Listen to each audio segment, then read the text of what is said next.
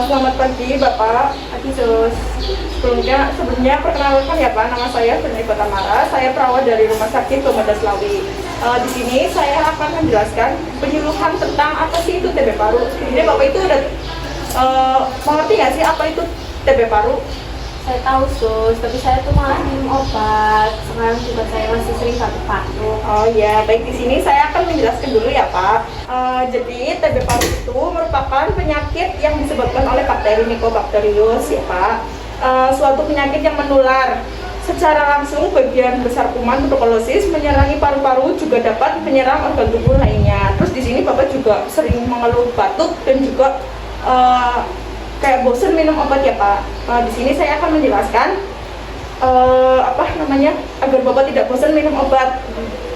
Terus cara pengobatan TB paru itu bisa dicegah dengan obat anti TB yang didapatkan di pelayanan kesehatan secara gratis. Harus diminum secara teratur, tidak boleh putus selama 6 sampai 8 bulan, dan yang diminum sesuai dengan petunjuk petugas kesehatan.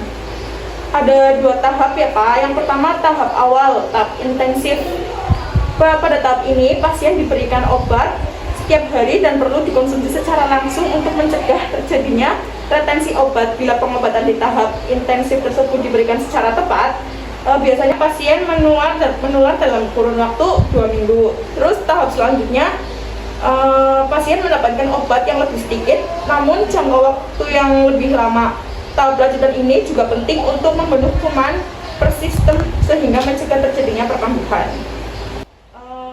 Cara mengonsumsi obat anti tuberkulosis yaitu obat anti tuberkulosis atau bisa disebut OAT harus dikonsumsi secara 180 hari atau sekitar 6 bulan tanpa putus ya Pak.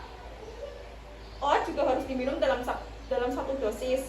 Misalkan 3 tablet diminum dalam 1 kali minum. Jika OAT diminum terpisah harus dalam waktu kurang dari 3 jam, karena jika lebih manfaat obat bisa berkurang.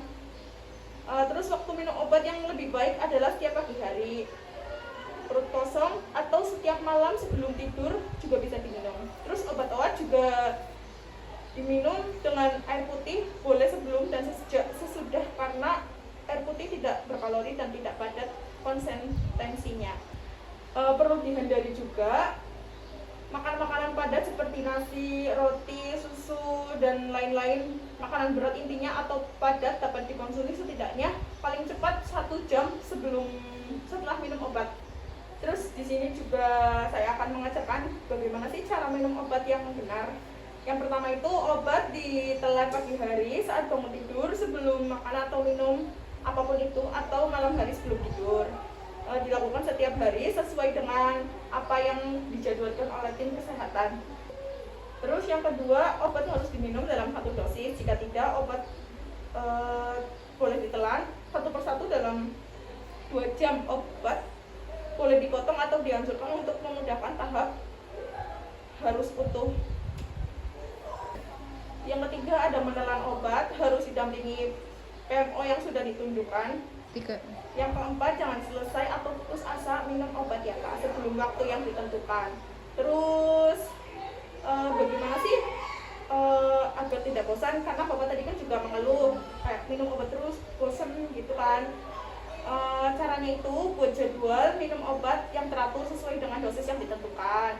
Terus yang kedua, gunakan peringatan alarm atau catatan aplikasi peringatan agar nggak lupa minum obat. Terus yang ketiga, minum obat dengan makanan untuk mengurangi efek samping dan membuat lebih nyaman. Dan keempat, minta bantuan keluarga atau teman-teman atau anak-anak Bapak untuk meningkatkan dan memotivasi minum obat.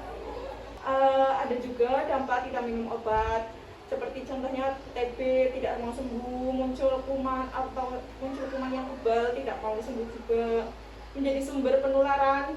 Dan yang terakhir, pengobatan ulang dan pastinya lebih lama lagi Pak, akan diulang seperti itu. Bagaimana Pak? Ada yang mau ditanyakan seputar TB paru?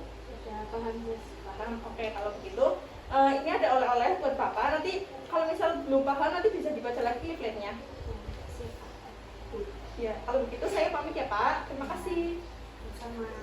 Audio Jungle.